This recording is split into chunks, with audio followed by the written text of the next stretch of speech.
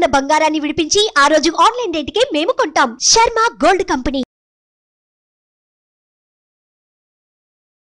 నమస్కారం, నేను మీ జాహ్నవి. మనతో ఉన్నారు ప్రముఖ జ్యోతిష్య వాస్తు పండితులు, ప్రముఖ ఆధ్యాత్మికవేత్త, అగ్ని ఉపాసకులు, బ్రహ్మశ్రీ అన్నవరపు తిరుపతి మూర్తి అవధాని గురువు గారు. మాట్లాడేద్దాం. నమస్కారం గురువు గారు. ఓం శ్రీ మహాగణాధిపతయే నమః. కొన్ని విషయాలు ఇప్పుడు వినిపించాలి. అసలు ఏం జరుగుతోంది, ప్రపంచం ఎటు పోతోంది అసలు అర్థం కావట్లేదు. ఒక్కొక్క విషయం వింటుంటే అసలు క్రోధినామ సంవత్సరం మొదలైన ఎఫెక్టా, మరి ఏంటి అసలు ఏమవుతోంది అనిపిస్తుంది. అందులో ముఖ్యంగా చూడండి, అసలు ఎలాంటి ప్రమాదాలు ప్రస్తుతం మనం చూస్తున్నామంటే, ఒకే విధంగా 2 ప్రమాదాలు. ఆగి ఉన్న లారీని ఢీకొని 6 దుర్మరణం. అదొక పక్కన అయితుంటే, మద్యం తాగించి దారుణంగా హతమార్చాడట స్నేహితుడు నమ్మించి. చెల్లి పెళ్లికి ఉంగరం టీవీ ఇచ్చాడని భర్తనే దారుణంగా హత్య చేసిన భార్య. బాబోయ్, అసలు ఎటు వెళ్ళిపోతున్నాం, ఏమవుతోంది అసలు ఏం అర్థం కాని సిచ్యువేషన్స్. పాపకు చెవులు కుట్టించడానికి వెళ్ళి 6 మరణించారు. అసలు ఏం మాట్లాడాలో, ఒక్కొక్కటి చదివి ఒక్కొక్కటి వింటుంటే అసలు ఏమవుతోంది, ఎటు వెళ్ళిపోతున్నాం అనిపిస్తుంది. ఇదే కాదు, తన లవర్ బర్గర్ లాక్కున్నాడని స్నేహితుడిని చంపేసిన ప్రియుడంట.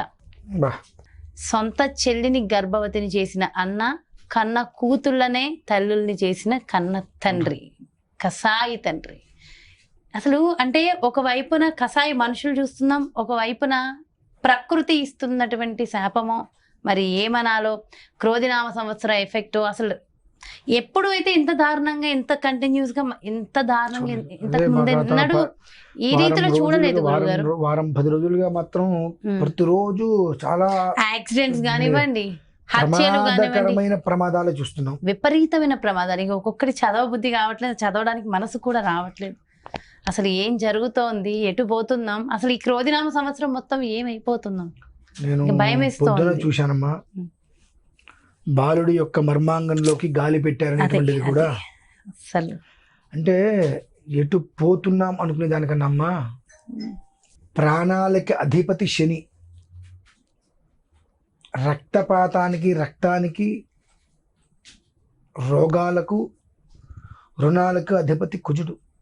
ఎప్పుడు కూడా ఒకటి గుర్తుపెట్టుకోండి, ఇంటి యజమాని మంచివాడైతే ఆ ఇల్లు అనేటువంటిది సక్రమంగా ప్రశాంతంగా నడుస్తుంది. ఇంటి యజమాని కనుక మూర్ఖవశుడైతే ఆ పరిసరాలు అంతా కూడా అంతకన్నా మూర్ఖంగానే, జ్ఞానం ఏమాత్రం ఆలోచన ఉండదు, విచక్షణ పూర్తిగా కోల్పోతారు. ఇదంతా కూడా ఇంటి మనిషిని అనుసరించి ఉంటుందమ్మా. ఎందువల్లనంటే ఒక వ్యవస్థ, ఒక సంస్థ, ఒక మనిషి.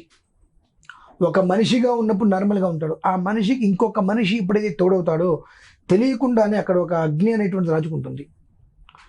అప్పటి వరకు ఎంత మంచిగా ఉన్నా ఒకళ్ళు చెప్పిన మాటలు విని మనం ఆటోమేటిక్గా చెడిపోతాం. అక్కడి నుంచి ప్రారంభమవుతుంది ఒక వ్యవస్థ, అవస్థ అనేటువంటిది. కొన్ని రోజుల నుంచి చెప్పుకున్నాం, కుజ శని ప్రభావం చాలా దారుణంగా ఉంటుంది. చాలా జాగ్రత్తగా ఉండాలి. ఒక్క విషయాన్ని 100 సార్లు మనం ఆలోచన చేసుకోవాలి. సింహావలోకం అంటారు, చేసుకోవాలి. లేదు అనంటే వికృతమైన చర్యలు మనం చూడక తప్పదు. విచక్షణ కోల్పోతాము. ఏమాత్రము కూడా ఆలోచన అనేటువంటిది మనకు ఉండదు. అజ్ఞానాంధకారాల్లో పూర్తిగా నిండిపోతాము. కనులు మూసినా, కనులు తెలిచినా, ఎక్కడ ఎటు చూసినా ప్రమాదం, ప్రమాదం, ప్రమాదం, ఘోరం, ఘోరాతి ఘోరం. వినరానివి, అనరానివి, వినలేము కూడా కొన్ని. పలకడానికి, చూడడానికి భయమనిపిస్తుంది. అటువంటిది ఎంత క్రూరాత్మకంగా మనుషులు ఈ యొక్క దీని స్థితికి మారుతున్నారు అని అంటే, బాలుడు యొక్క మర్మాంగంలోకి గాలి కొట్టడం ఏంటండి?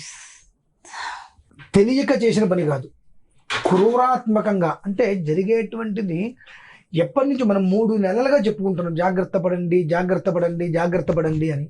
ఏదన్నా 1-2 ఆకతాయి లక్షణాలకు కూడా ఆకతాయి లక్షణం ఎలా అవుతుందండి? క్రూరాత్మక చర్య. ఇప్పుడు ఏదన్నా మనం చెప్పిన విషయాల్లో 1-2 జరగకపోవచ్చు, 100 జరగచ్చు, 1-2 జరగకపోవచ్చు. ఈ 1-2 జరగలేదు కాబట్టి అని చెప్పినవి ఏమి జరగవు అని ఎందుకు అనుకుంటున్నారు? జరగకూడదు అని కోరుకోండి. చెడు ఉంటే జరగకూడదు. ఇన్ని ప్రమాదాలు నేను చెప్పినది జరగకూడదు అని కోరుకోండి. ఆయన ఏదో చెప్తే అప్పుడేవో జరిగినాయి అని చెప్పి లాస్ట్ టైం 1-2 చెప్తే జరగలేదు కాబట్టి ఇది జరగదు అప్పుడు సంగతి అప్పుడు చూసుకుందాం అనుకుంటే ఎన్ని ప్రాణాంతకాల సమస్యలు అండి అన్నీ. ఎన్ని కుటుంబాలకు ఆ ఒక్క బాధ వర్ణనాతీతం. ఓదార్పు ఎవరు ఇవ్వగలుగుతారండి? ఇక మనం మొదట్లోనే ఉన్నాం. అవును. ఇంకా మనం హత్యలు, భర్తని భార్య హత్య, భార్యని భర్త హత్య, ప్రియురాని బర్గర్ తిందని ప్రియుడిని హత్య, చెల్లెలికి ఉంగరం టీవీ ఇచ్చిందని ఇచ్చాడని చెప్పి భర్త, ఇవన్నీ కూడా క్షణికావేశాలండి. అంటే నాకు చెప్పే కదండి, ఏదైనప్పటికీ కూడా జరిగేటువంటి ప్రమాదాలు పైనుంచి జరిగేటువంటి విధానంలో ఖగోళరీత్యా కూడా రాజు మంత్రి అనేటువంటి వాళ్ళ యొక్క విధానం ఎలా అయితే ఉంటుందో దాని యొక్క ప్రభావమే లోకం మీద చాలా ఘనంగా పడుతుంది అని చెప్పి మనం 90 రోజుల క్రితం నుంచే 10-15 వీడియోలో కూడా మనం చెప్పుకున్నాం. విసుగొచ్చింది చాలామందికి, ఇదే చెప్తారేంటి అని చెప్పి. ఉన్నది 100 సార్లు చెప్తాం. 100 సార్లు చెప్తే 10 మందిని అర్థం చేసుకుంటారు కదా అని చెప్పి మేము అర్థం చేసుకోము, మేము ఇలానే ఉంటామంటే రోజు అవి వినటం అంటే కనటం అంటే ఎంత బాధాకరం అండి. ఒక మనిషి చనిపోవటం అంటే కుటుంబం రోడ్డు మీద పట్టమే. ఆ పిల్లవాడు 800 మార్కులు వచ్చినట, తల్లికి చెప్పుకున్నాడు, గంటలోనే చనిపోయాడు పిల్లవాడు. ఏం కర్మం అండి. అంటే ఇటువంటి విషపు ఆలోచనలు, విష బుద్ధులు ఇవన్నీ కూడా పొరలోకి వచ్చేస్తాయి. ఒక్కొక్క పురికి ఒక్కొక్క బుద్ధి అంటారు చూసాను, పురికి బుద్ధి అంటారు కదా, అలా లోపలికి వచ్చేస్తాయి. దీనికి రావడానికి మూల కారణం ఏంటి? మొత్తం ఖగోళం. అంటే ఆ ఖగోళాన్ని అనుసరించి మనకు ఇప్పుడు ఎవరైతే రాజుగా వ్యవహరింపబడ్డారో వారి యొక్క ప్రభావం ప్రతి ఒక్కడి మీద కూడా పడుతుంది. ఇప్పుడు మనకు ఉన్నారండి, మన రాష్ట్రం ఒకటి ఉంటుంది, ఆ రాష్ట్రానికి ఒక మంత్రి ఉంటాడు ముఖ్యమంత్రిగా. ఆ ముఖ్యమంత్రి సద్గుణవంతుడైతే ఆ రాష్ట్రం, అమ్మో ఇప్పుడు యోగి గారు ఉన్నారు అనుకుందాం, ఆయన ఎంత ధర్మంగా ఉంటున్నారు, తేడాలు చేస్తే వెంటనే ఎన్కౌంటర్ చేసేది చేస్తున్నారు, అది అక్కడ భయపడుతున్నారు ప్రతి ఒక్కరు. అంటే ఆ రాజు, ఆ రాజ్యానికి ఆ రాష్ట్రానికి రాజు అనేటువంటి వాడు ధర్మంగా ఉంటే అందరూ కూడా ధర్మంగా ఉంటారు, లేకపోతే ఏం చేస్తారని భయంగా ఉంటారు. ఆ రాజుకే స్వతహాగా ఉత్తముడైనప్పటికీ కూడా ఆ స్థాన బలం అనేటువంటిది పూర్తిగా కూడా దృష్టంలో ఉన్నప్పుడు ఆ దృష్ట విధానమే వస్తుంది కదా. దుష్టం వేరు దృష్టం వేరండి. దుష్టత అంటే ఆ పరిధికే, దృష్టత అంటే మొత్తం సర్వం. ఇప్పుడు మనం కనిపిస్తుంది, ఇప్పుడు ఎన్ని రోజులు అవుతుందండి మనకు ఉగాది వచ్చి? ఈ 15 రోజుల్లోనే ఇన్ని దారుణాలు ఇక మనం చూస్తున్నవి, చూడనివి ఎన్ని జరుగుతున్నాయా? ఈశ్వరుని ఆరాధించవయ్యా, ఈశ్వరుని ఆరాధించవయ్యా, ఈశ్వరుని ఆరాధించవయ్యా, ఇవి మనము కనము వినము. మీరేం చెప్పినా మేము వినం. మంచిది శుభం. ఇప్పుడు నేనేం చేస్తాను దానికి? ఎవరేం చేస్తారు? ఇంతమంది కనీసం మాత్రం విన్నట్లయితే కొద్దో గొప్ప మార్పు వచ్చేదేమో. ఏమండి, మేము కనుక ఈ రుద్రం వినలేదు కాబట్టి అనర్థాలు జరిగినాయా? రుద్రం కనుక నిజంగా వింటే అనర్థాలు విని చూడండి, రుద్రాన్ని విని చూడండి, అప్పుడు కూడా ఏదైనా జరుగుతుందో తెలుస్తుందిగా. మీరు ఒక్కరు చేస్తున్నారు కదండి, నేను ఒక్కరిని చేయటం వేరు, 100 చెవులు వినటం వేరు. నేను ఒక్కరిని నా ఇంట్లో నేను రోజు చేసుకుంటా, మరి ఆ ఒక్కరిని చేసుకుంటున్నాను కాబట్టే కదండి ఉగాది మొదలుకొని సుమారుగా ఇప్పటికీ 4-5 క్షేత్రాలు తిరిగి వచ్చా. అర్ధరాత్రి ప్రాతల సంవత్సరాల కారులేదు, చిన్న క్షేమంగానే వచ్చాక మరి ఇంటికి. నాతో పాటు 10 మందిని తీసుకువెళ్ళా, 10 మంది క్షేమంగా ఇంటికి వచ్చాక ఏ అనర్థాలు జరగలేదు మరి మాకు. నేను చేసుకుంటున్నా కాబట్టి నాకు జరగలేదు, మీరు వినండి మీకు జరగదు అనేదానికన్నా నేను చేసుకుంటున్నాను, నాతో పాటు 10 మంది కనీసం మాత్రం ఉపరక్షణగా ఉన్నారు అంటే నేను చెప్పేది వింటూ ఆ 10 మంది కుటుంబాలు క్షేమంగా ఉంటున్నాయిగా. ఆ 10 మందిని పెంచండి, పెంచే మార్గం చూసుకోండి. ఏం చేసినా భగవంతుడే మూలకారకుడు. కాపాడాలంటే దేన్నైనా నాశనం చేసేది, దేన్నైనా రక్షించేటువంటిది భగవద్ ఆరాధన. ఒక నాశనాన్ని కూడా నాశనం చేసేది ఎవరు? ఈశ్వరుడు మాత్రమే. ఒక నాశనాన్ని ఆపగలిగేది ఎవరు? ఈశ్వరుడు మాత్రమే. అకాల మృత్యువుని తొలగించేది ఎవరు? ఈశ్వరుడు మాత్రమే. మృత్యుంజయుడు. ఆయనకి ఎన్ని నామాలు ఉన్నాయి? అన్ని నామాల్లో 10 నిమిషాలు మనం రుద్రం వినగలుగుతున్నామా? పోనీ పంచాక్షరి చేసుకోగలుగుతున్నామా? అండ్ ప్రతిదానికి మీరు రుద్రానికి దీనికి ముడి పెడతారేంటండి? ముడి పెట్టం. ఇక మీరేం చేస్తున్నారు? బాగుపడాలిగా, ప్రమాదాలు జరగద్దుగా, నివారించాలిగా. పోనీ ఏదో రాష్ట్రాల్లో మధ్యప్రదేశ్లో మహారాష్ట్రలో జరిగింది, అక్కడ మంది కాదు కదా అని అనుకోవచ్చు మనం. అక్కడ వాళ్ళకి కనీసం తెలుగు రాదు కదండి మీరు చెప్పింది వినటానికి. కాబట్టి మన తెలుగు రాష్ట్రాల్లో ఎన్ని జరిగింది కూడా సుమారుగా మనం చూసింది 1-2 చూడండి, ఇంకేంటి ఉన్నాయి రోజు తెల్లవారులేస్తే. ఇంతటి ఇబ్బందులు వస్తున్నాయని తెలిసి కూడా మనం జాగ్రత్త పడట్లేదు అని అంటే తప్పెవరిదండి? చెప్పే మాలాంటి వాళ్ళదా? చెప్పినా వినకుండా ఆచరించకుండా ఆయన ఏదో చెప్పాలే జరిగినప్పుడు చూద్దాంలే అనేటువంటి వాళ్ళదా? ఇందులో చెప్తారు పురుషులు పుణ్య పురుషులు వేరే అంటారు. వీరి తత్వం ఎలా ఉంటుందంటే అండి, విచక్షణ కోల్పోరు. ఏది మంచి ఏది చెడు అనేటువంటిది 1కి 10 సార్లు ఆలోచించుకోగలుగుతారు. సింహావలోకం. ఒక మాట అనగానే రియాక్షన్ వెంటనే ఈ మాట వెనకాల ఎంత అంతరార్థం దాగుంది అన్ని దృష్టిలో పెట్టుకొని వీళ్ళకి మాట మాట్లాడితే అవతల సమాధానాలు రాదు.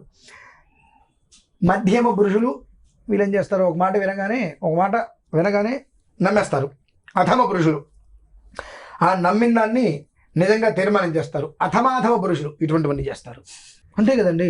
ఇప్పుడు మనం చాలామందిని చూస్తున్నాం, కొంతమంది చెప్పగానే మంచిది ఆ విషయం వదిలేస్తారు, పట్టించుకోరు. ఎందుకంటే ఇవాళ నా గురించి నువ్వు చెప్పావు, రేపు నీ గురించి ఇంకోటి చెప్తాడు, అంతేగా. కానీ ఈ అధమాధమ పురుషులు ఎక్కువైపోవటం వలన మనం ఏదైనా ఒకటి చెబితే ఈయన ఇంతకుముందు ఏమేం చెప్పాడు, తిరుపతి గురించి చెప్పారు, 15 రోజులు జరిగేది అద్భుతంగా అవన్నీ జరుగుకుంటూ వచ్చినాయి. ఈ మధ్యకాలం నేను చెప్పారు, ఇలా చెప్పారు, ఏమైంది జరగలేదు. అయితే ఏం చెప్పినవి ఏవి జరగవు, కాబట్టి ఏం చెప్పింది మనం నమ్మవలసిన అవసరం లేదు. నమ్మితే బాగుపడేది మనము, నమ్మకపోతే నాశనం అయ్యేది కూడా మనమే కదా. మనం బాగుండాలా చెడిపోవాలనేటువంటిది మనకు ఆలోచన రావాలి. వీళ్ళందరూ కూడా నిప్పునైనా ముట్టుకుంటే కాలుతుంది అని అంటే అది నిప్ప కాదా ముట్టుకొని చూస్తా అంటావు. మంచిది, ముట్టుకొని చూస్తే కాలేదు, నీ చెయ్యి నా చెయ్యి కాదు కదా. నాయన వద్దు నాన్న ఒక అరగంట ఆగు, ఆ నిప్పు సింగిల్గా ఉంది కదా బూడిదైపోతుంది అన్నావు. నువ్వేం చేస్తున్నావు, నిప్పు సింగిల్గా ఉండి బూడిదైపోతున్నావు, నిప్పుని తీసుకెళ్ళి బొగ్గులో పడేస్తున్నావు. ఏమైంది, మొత్తం అంతా అంటుకుపోయింది. అంటే తాను చెడ్డకోతే వనమంతా చేర్చింది అని చెప్పి నేను ఒక్కడిని పాడైపోతే సరిపోతుంది, మొత్తాన్ని భ్రష్టత్వం చెందించాలంటే నేను వినను, మీరు వినద్దు. ఇవి చాలా బాధాకరంగా ఉండండి. మీరు అడుగుతుంటే ఎంత బాధ వస్తుందంటే చిన్న పిల్లలండి. అసలు అవి చూస్తున్న పొద్దు నుంచి నాకు నిజంగా మనసేం బాలేదు గురుగారు. ఇవన్నీ ఒక్కొక్కటి చూస్తుంటే లోకం తెలీదు. 70 ఏళ్ళ వాళ్ళు కూడా అలా చనిపోవద్దు, సమయం వస్తే వెళ్ళిపోవటం వేరు, కానీ అకాల మృత్యు ఉగ్రముక్తి ఏంటండి, ఎంత బాధాకరం. లోకం ఏం చూశారు, ఆ 4 పిల్లలు. ఒక బాబు అయితే డ్రై ఐస్ జస్ట్ ఇట్లా నోట్లో ఇలా వేసుకున్నాడు. అబ్బా ఈ బాబు అసలు వద్దు గురువు గారు, పగోడికి కూడా రాకూడదు ఇలాంటివి అస్సలు. అంటే అవి ఒక్కొక్కటి చూస్తుంటే మార్నింగ్ నుంచి అన్ని ఇలాంటి వార్తలే. అసలు ఏమంటారు, అల్ల కల్లోలం అయిపోతున్నా. నాకు తెలిసి ఇది చూసే ప్రతి ఒక్కళ్ళ పరిస్థితి ఇదే ఉంటుంది, ప్రశాంతత కోల్పోతా. అంతే కదా. ఇప్పుడు మన చుట్టూ మన చుట్టూ మంచి జరుగుతుంటే చాలా వైబ్స్ బాగుంటాయి, ఇట్లా అన్ని నెగిటివ్ కనిపిస్తుంటే ఏం బాగుంటుంది. మంచి జరుగుతుందేమో అని భయం కూడా చాలా మందికి ఉంటుందండి. అంటే మంచి జరుగుతుందేమో అని భయం లేకపోతే చెడుని ప్రోత్సహించే రీతిలో వదిలేదు అట్లా. మంచి జరగాలని కోరుకుంటే నమ శివాభ్యాం నవ యౌవనాభ్యాం అనుకుంటే ఈశ్వరారాధన చేస్తారు. కలవు కలికృతాన్ దోషాన్, కలి ప్రభావం అనేటువంటిది మనం చూస్తున్నాం చాలా తక్కువే. నాటే చూసింది మనం 15 రోజుల్లో. ఆ కలి పట్టుకోవటానికి రెడీగా ఉన్నాడు, కబలించటానికి. ఆ కలి చేతికి మనం అందుతున్నామా, లేదంటే కలి చేతికి అందకుండా భగవంతుడి యొక్క రక్షణలో మనం ఉన్నామా? కోడిపిల్ల గద్ద సంగతి తెలుసండి మీకు? తెలియదు గురు. ఇటువంటిదే అచ్చం. ఒక కోడి 10 పిల్లలు ఉన్నాయి, ఆ 10 పిల్లల్ని జాగ్రత్తగా తీసుకెళ్తుంది. పైనుంచి గ్రద్ద, కలి పురుషుడు, ఆ గ్రద్ద ఆ కోడి పిల్లల్ని ఎత్తుకోవడానికి చూస్తుంది. ఈ తల్లి కోడి ఈ 10 పిల్లల్ని కూడా తన రెక్కల కింద దాచుకుని వెళ్తుంటే అందులో ఓ పిల్ల, నువ్వు చిన్నప్పటి నుంచి ఎదిగావు కదా, నాకు రెక్కలు ఉన్నాయి, నేను ఎగరగలంటే కాదమ్మా పైన గ్రద్ద వస్తుంది జాగ్రత్త. ఆ గ్రద్ద ఒకసారి వచ్చింది, పిల్లల్ని తప్పించుకుంది. రెండోసారి వచ్చింది, ఇంకొక పిల్ల తప్పించుకుంది. చూసావా, గ్రద్ద నుంచి మేము తప్పించుకున్నాము, నీ యొక్క తోడు మాకేం అక్కర్లేదు, మేము ఎలా అయినా తిరిగేస్తామంది. వద్దు నాన్న, ఒక 4 రోజులు ఆగండి అంటే వెళ్ళలేదు. అది ఇంకాస్త పక్కకి వెళ్ళింది. ఆ గ్రద్ద వచ్చి ఆ పిల్లని తన్నుకుపోయింది. అమ్మ అమ్మ అమ్మ అంది. ఇప్పుడు ఈ కోడి వెళ్ళిపోయిన పిల్ల కోసం ఫైట్ చేయాలా, ఉన్న పిల్లల్ని కాపాడుకోవాలా? వెళ్ళిపోయిన పిల్ల కోసం పాటలు పడాలా? వెళ్ళిపోయిన పిల్ల కోసం వెళ్తే ఇటు నుంచి వచ్చే గ్రద్ద ఇంకో పిల్లని ఎత్తుకుపోతుంది, ఇటు నుంచి వచ్చే పిల్ల గ్రద్ద ఇంకొక పిల్లని ఎత్తుకుపోతుంది. కాబట్టి దాన్ని వదిలేసి ఇంకేం చేయలేదు, దానికోసం వెళ్తే ఇది కూడా పోతుంది. కాబట్టి దీన్ని కాపాడుకుంటే, ఈ పిల్లల్ని కాపాడుకుంటూ వెళ్ళినాయి. మనం కూడా అంతే కదండి. కలిపురుషుడు వస్తున్నాడు, కలి ప్రభావం మీద పడుతుంది, క్రోధనామ సంవత్సరంలో ఎన్నో రకాల ఇబ్బందులు మనం చూస్తున్నామని తెలిసి కూడా దేని మీద మనం దృష్టి పెట్టకుండా, ఇదిగో ఒకటి 2 సార్లు జరగలేదు కాబట్టి ఇది కూడా జరగదు, ఈ కోడిపిల్ల గ్రద్ద 2 సార్లు వస్తే కోడిపిల్ల దొరకల అంటే గ్రద్ద వచ్చినా కోడి దొరకదు కదా, కోడిపిల్ల దొరకదు అని అనుకున్నా, 3 సార్లు ఎత్తుకుపోయింది. కర్మ ప్రారంభం, దానికి ఎవరు చేయగలిగేదండి. ఎవరికి వాళ్ళు వాళ్ళ తత్వాన్ని వాళ్ళు అర్థం చేసుకొని, భగవంతుడు ప్రతిదానికి రక్షకుడు, మూలకారకుడు, అన్నిట్లని శిక్షించేటువంటి వాడు కూడా భగవంతుడే. ఆయన ఒక్క నీడలో మనం ఉందాము అని కనుక అర్థం చేసుకోగలిగితే మనం తక్కువ చూడగలుగుతాము వీటి విషయంలో. నిజంగా అంటే వింటుంటే చాలా బాధాకరంగా ఉంది. అండ్ చక్కగా వివరించారు గురుగారు. Thank you so much. నమస్కారం. చూసారు కదండి, నిజంగా ఒక్కొక్క సంఘటన నిజంగా మనిషిని, ప్రతి ఒక్క మనిషిని కలిచివేసే సంఘటనలు మనం చూస్తున్నాం. నిజంగా భగవంతుని దయ వల్ల చుట్టూ మంచి ఎనర్జీస్ ఉండి మంచి మాటలు వినే శక్తిని ఆ రోజుల్ని ఇవ్వాలని మనస్ఫూర్తిగా కోరుకుందాం. ఖచ్చితంగా ఇలాంటి చెడు వినొద్దు, చెడు చెయ్యొద్దు, చెడు ఆలోచించొద్దు. మరో చక్కటి ప్రత్యేకమైన మంచి కార్యక్రమంతో మళ్ళీ మీ ముందుకు వచ్చేస్తాను. నమస్కారం. సుమన్ టీవీలో మీ పర్సనల్ అండ్ బిజినెస్ ప్రమోషన్స్ కోసం కింది నెంబర్కి కాంటాక్ట్ చేయండి.